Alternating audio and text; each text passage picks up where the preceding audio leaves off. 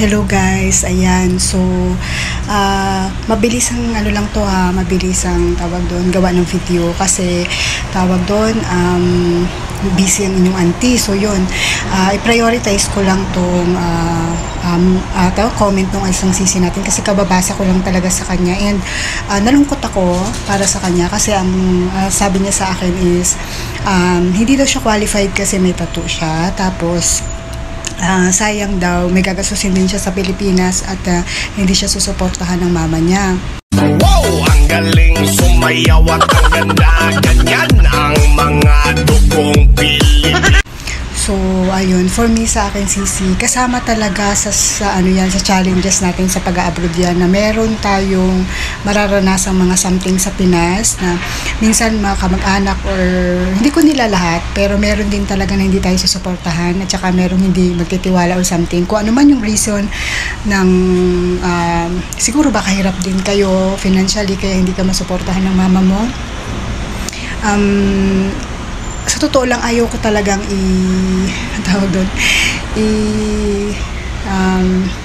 i-refer ka sa agency ko sis. Pero kasi tawag doon ayoko na tawag doon na i-stop mo yung pangarap dahil lang doon sa hindi ka makapag-abroad. Ayan sisi, hindi ko alam kung makikita mo yan. May tattoo ako dyan. Tapos meron din akong tattoo. Ayun, sa kabila pala. Ayan. So,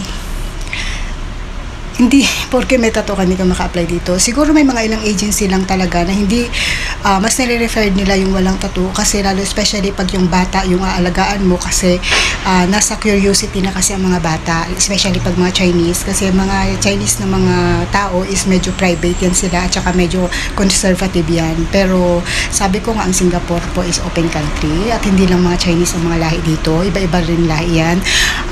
Ang ma-advise ko lang is mapasok mo lang ang Singapore sis. Anytime ka dito, pag ayawan mo na yung employer mo, pwede ka na maka-apply sa ibang employer basta matapos mo lang yung kontrata mo.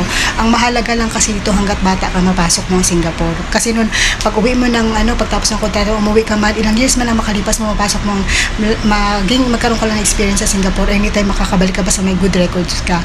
So, ang ibig kong sabihin dito, sa una, umpisahan nyo lang talaga na magkaroon ng experience dito kahit sa una magtsatsaga kayo sa anong klaseng amo meron kayo, nasa adjustment period pa kayo, pero after nun makakapili na kayo ng magiging amo nyo, tsaka marami kayong makikilala dito na magre-refer sa inyo ng mas okay at tawag doon, okay na amo, okay sa pasahod, okay sa lahat. So, ang point ko dito sisi, huwag ka mag-iba. Oo, may mga magagastos tayo sa Pinas, pero ayun, ibibigay ko sa'yo yung agency ko. Pero ang magiging honest ako sa'yo, pagdating mo sa agency dito sa Singapore, lahat ng valuable things mo ay kukunin nila, kukumpiskate nila, pati cellphone mo. Ngayon, pag nasa naiya ka pa lang, flight mo papunta dito sa Singapore, kontakin mo ako. Kung sakaling makuha ka dun sa agency ko ha, i-message mo ako, hanapin mo sa Facebook ang Arlene Ruiz Gadon at ibibigay ko sa iyo ang ang contact person ng agency ko. Kinontak ko na siya kanina kung pwede akong may kaibigan ako sa Pinas kasi ayoko talaga sis na naumpisahan mo nang manood ng video ko na encourage ka na ayoko na i-stop mo yung pangarap mo sis, sayang kasi maganda talaga ang Singapore. So yun, kinontak ko siya, sabi niya sa akin ang may tattoo medyo matagal makahanap ng tawag doon ng employer, pero pwede sis. So ngayon ay bibigay ko sa iyo yung contact person, basta mag-download ka ng WhatsApp ng agency ko dito sa Singapore at tawag dito 3.5 to 4 months ang deduction nila, depende sa magagastos nga ng Pilipinas at saka agency dito sa Singapore. Bali wala kang gagastusin na pag-process ng paper mo sa Pilipinas at dito sa Singapore. Bali ang meron kang magagastos mo ng ipamasahe mo at saka ang accommodation mo, check ko si Ma'am Cathy kasi siya yung may-ari ng accommodation sa Pilipinas.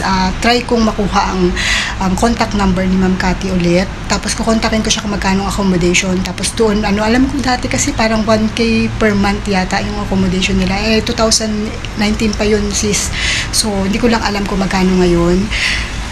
konti lang ang magagastos mo sisi, medical, test at whatever yan, sagot yan ng agency ko. So wala ka talagang gagastusin. Pero ang sinasabi ko sa'yo, kung katulad kita dati nung way back nung nasa Pinas na mahilig mag-cellphone, pagdating mo dito, i-confiscate ka nila hanggang sa makuha ka ng employer mo. So kung sakaling ganun na maging situation mo, nasa naiya ka pa lang, kung halimbawa pala rin ka na makakakuha ng employer, kontakin mo ako pag nasa naiya ka pa lang, pupuntahan kita pag day off, kasi every Sunday naman ang day off ko. At hindi ka naman agad-agad dyan i-deploy sa employer mo kasi mag-sit din in program ka pa, magtatamprint ka pa, marami ka pang prosesong pagdadaanan. Siguro mag-stay ka pa sa agency ng mga 1 linggo at sigurado magkikita pa tayo. Dadalhan kita ng SIM card, dadalhan kita ng pagkain mo doon ng biscuit or kung ano man, basta sumakto na Sunday yan, day off ko.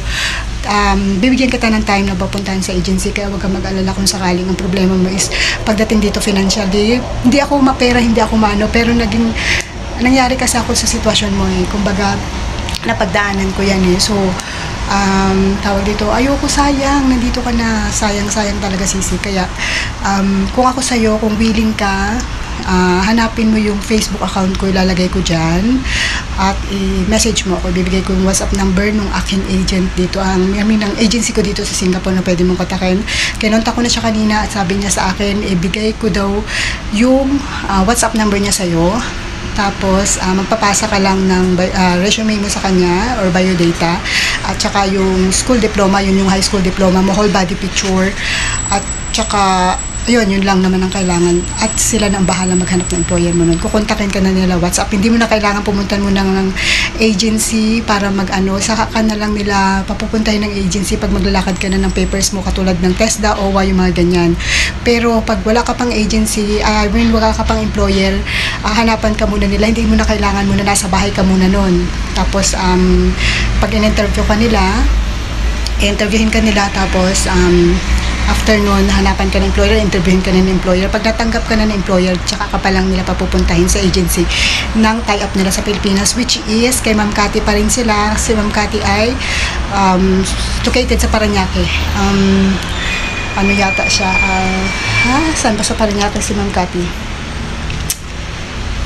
Bikutan yun, sa may Bikutan area. Bali, magta-tricycle ka lang nun, papunta doon sa subdivision nila. Parang binayaran ko dati nun is 25 pesos. So, yun.